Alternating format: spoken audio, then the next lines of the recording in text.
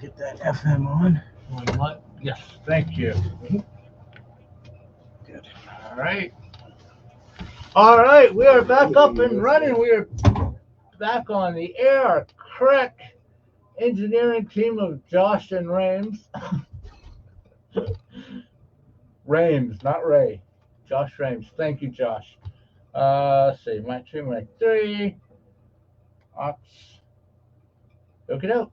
So, we're reading from Course in Miracles, and we will resume. Section 2, Revelation, Time, and Miracles. Excuse me while I get situated in my chair. For those, welcome Facebook, YouTube, and welcome AM 970 radio listeners. The power went out here at Gallows Bay, and then we had to, power came back after a while, and Josh had to restart everything. So now we are back on the air. Section 2, Revelation, Time, and Miracles. Revelation induces complete but temporary suspension of doubt and fear. Revelation induces complete but temporary suspension of doubt and fear. It reflects the original form of communication between God and his creations, involving the extremely personal sense of creation sometimes sought in physical relationships. Physical closeness cannot achieve it.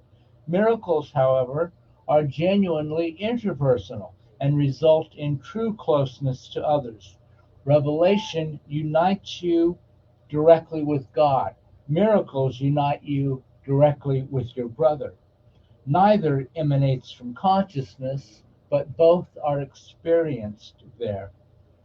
Consciousness is the state that induces action, though it does not inspire it.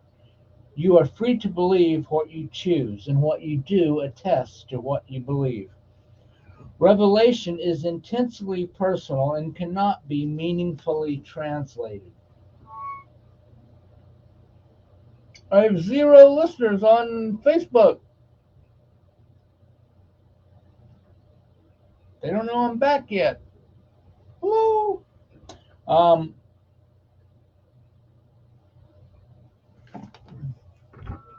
what is bum bum?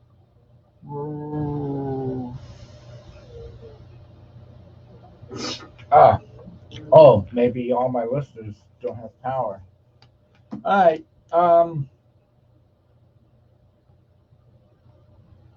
Revelation is intensely personal and cannot be meaningfully translated. That is why any attempt to describe it in words is impossible.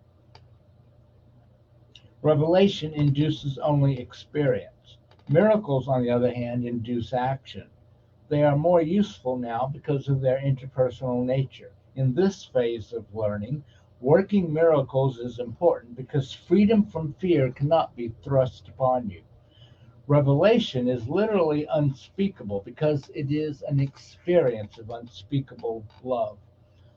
Awe should be reserved for revelation, to which it is perfectly and correctly applicable.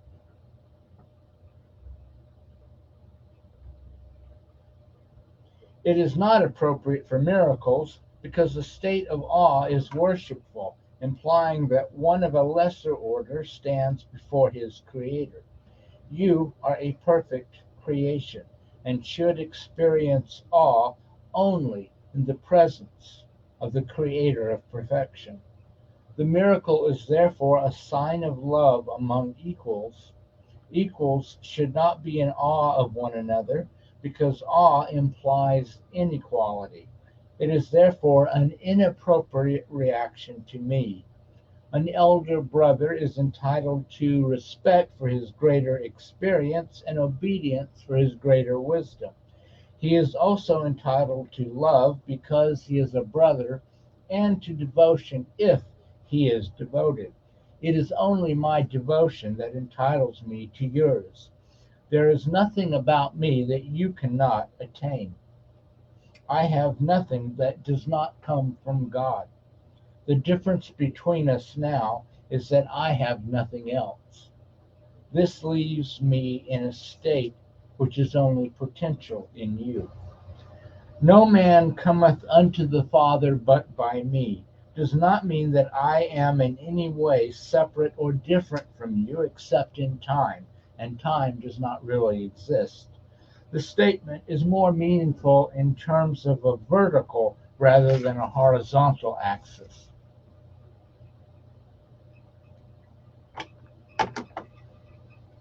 You stand below me, and I stand below God. In the process of rising up, I am higher, because without me, the distance between God and man would be too great for you to encompass. I bridge the distance as an elder brother to you on the one hand, and as the Son of God on the other. My devotion to my brothers has placed me in charge of the sonship, which I render complete because I share it. This may appear to contradict the statement, I and my Father are one, but there are two parts to the statement in recognition that the Father is greater. Revelations are indirectly inspired by me because I am close to the Holy Spirit and alert to the revelation readiness of my brothers. I can thus bring down to them more than they can draw down to themselves. The Holy Spirit mediates higher to lower communication, keeping the direct channel from God to you open for revelation. Revelation is not reciprocal. It proceeds from God to you, but not from you to God. The miracle minimizes the need for time. In the longitudinal or horizontal plane, the recognition of the equality of the members of the sonship appears to involve almost endless time. However, the miracle entails a sudden shift from horizontal to vertical perception.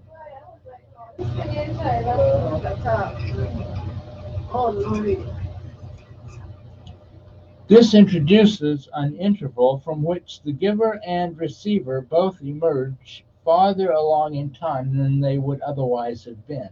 The miracle thus has the unique property of abolishing time to the extent that it renders the interval of time it spans unnecessary. There is no relationship between the time a miracle takes and the time it. The miracle substitutes for learning that might have taken thousands of years. It does so by the underlying recognition of perfect equality of giver and receiver on which the miracle rests. The miracle shortens time by collapsing it, thus eliminating certain intervals within it.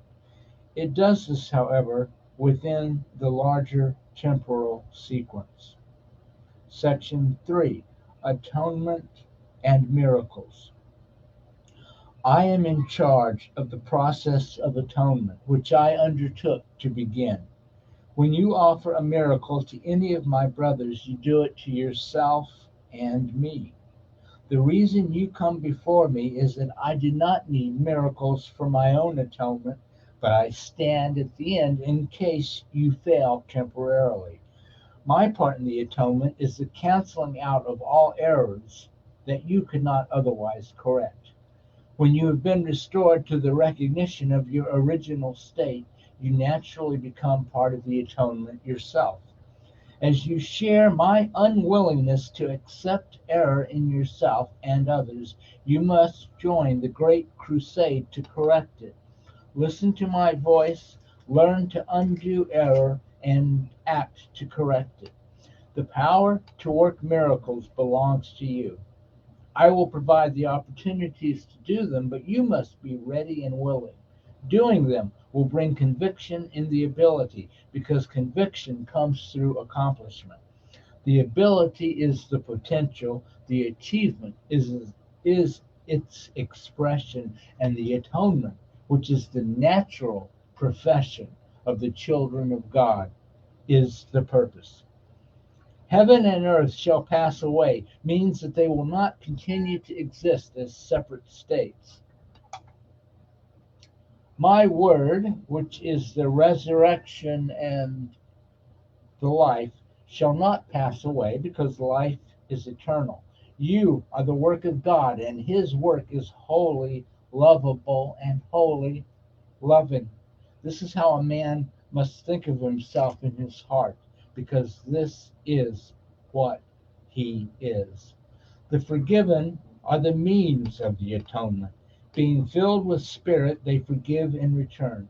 Those who are released must join in releasing their brothers, for this is the plan of the atonement. Miracles are the way in which minds that serve the Holy Spirit unite with me for the salvation or release of all of God's creations. I am the only one who can perform miracles indiscriminately, because I am the atonement.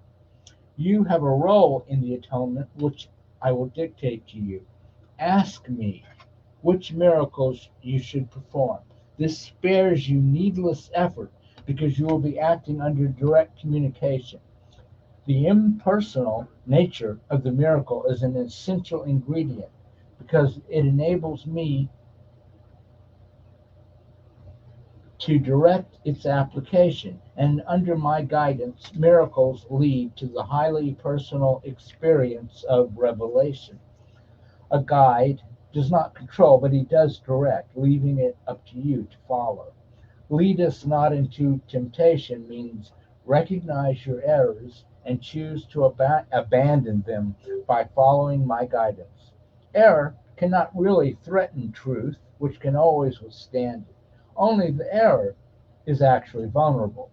You are free to establish your kingdom where you see fit, but the right choice is inevitable if you remember this.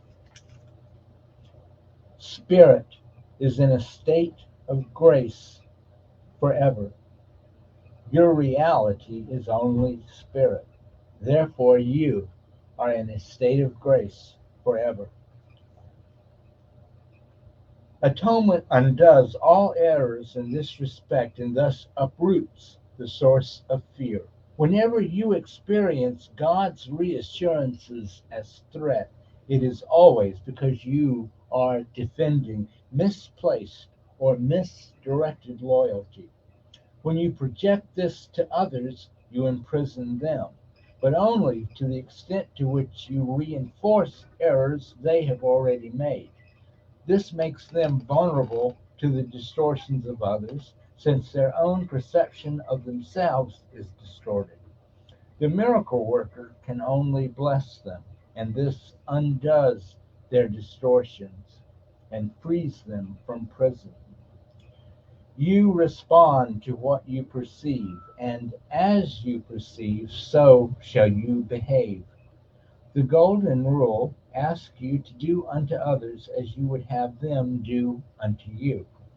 This means that the perception of both must be accurate. The golden rule is the rule for appropriate behavior. You cannot behave appropriately unless you perceive correctly. Since you and your neighbor are equal members of one family, as you perceive both, so you will do to both. You should look out from the perception of your own holiness to the holiness of others. Miracles arise from a mind that is ready for them.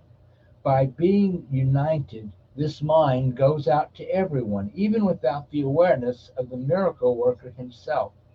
The impersonal nature of miracles is because the atonement itself is one, uniting all creations with their creator.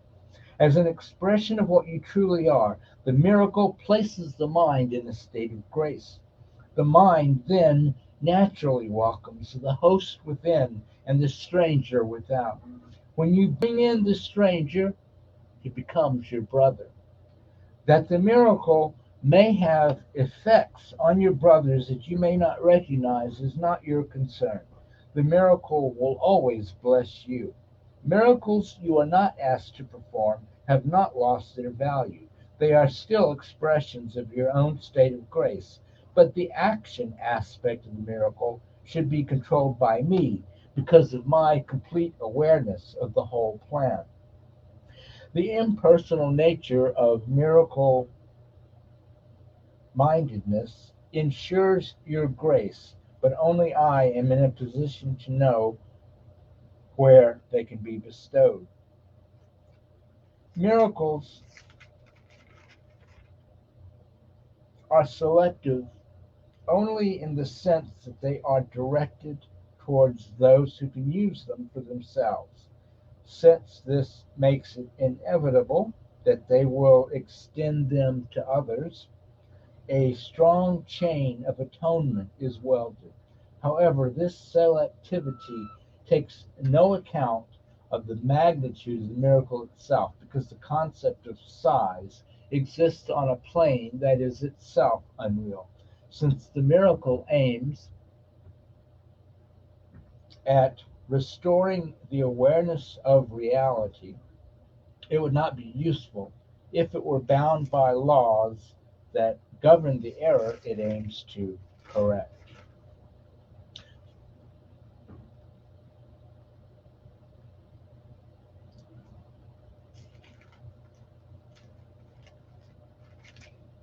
Section 4: The Escape from Darkness. The escape from darkness involves two stages. First, the recognition that darkness cannot hide. This step usually entails fear. Second, the recognition that there is nothing you want to hide, even if you could. This step brings escape from fear. When you have become willing to hide nothing, you will not only be willing to enter into communion, but will also understand peace and joy. Holiness can never be really hidden in darkness, but you can deceive yourself about it. This deception makes you fearful because you realize in your heart it is a deception, and you exert enormous efforts to establish its reality. The miracle sets reality where it belongs. Reality belongs only to spirit, and the miracle acknowledges only truth. It thus dispels illusions about yourself and puts you in communion with yourself and God. The miracle joins in the atonement by placing the mind in the service of the Holy Spirit. This establishes the proper function of the mind and corrects its errors, which are merely lacks of love. Your mind can be possessed by illusions, but spirit is eternally free. If a mind perceives without love, it perceives an empty shell and is unaware of the spirit within. But the atonement restores spirit to its proper place. The mind that serves spirit is invulnerable.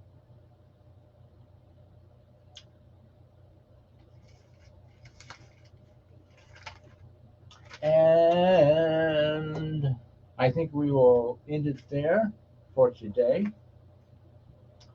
Um, I guess I would be remiss if I didn't let you know, tell you also, in addition to the 9-month program, don't forget I do a Sunday 7:30 sitting on Zoom every Sunday at 7:30 p.m. Atlantic. Uh, Currently, that's 6:30 New York time, and so you're welcome to join us for the Sunday sitting at 7:30 Atlantic time every Sunday. So this Sunday, day after tomorrow, so you can um, go to Sacred Breath VI for Facebook, Ray Bratcher Facebook, Sacred Breath 108 at Gmail. Text me at 220-1614 or leave a message, or I'll answer the phone if I can, but usually I'm with a client or something. Anyway, 220-340-220-1614, Sacred Breath 108 at Gmail. I've got a WordPress blog too where I write up all about the 9-month and Sunday sitting. So I get Sacred Breath A Gateway to Freedom or Sacred Breast Freedom. Uh, Google it. It's on WordPress. You'll find it. Um, got a bunch of podcasts as well. I think we're on all of them. Anyway, um, so that's how you can find out about joining our weekly Zoom class or the 9-month program if you're serious. Only if you are willing to make a commitment to your own healing and personal growth and spiritual growth. Thanks for joining me. See you again next Friday, 12:30 here on WSTX AM 970, Soul of the Caribbean. I love you all. Get out in nature this weekend. Stay healthy.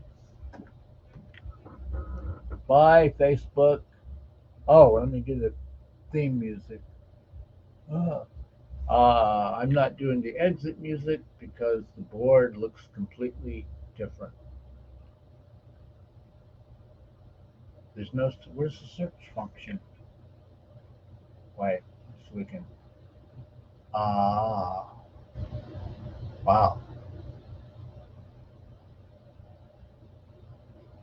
Boo, boo, boo.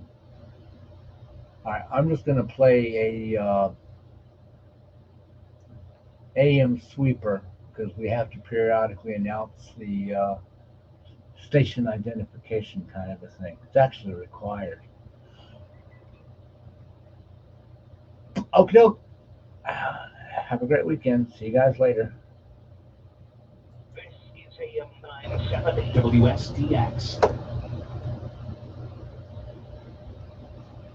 Ooh, let's try that again.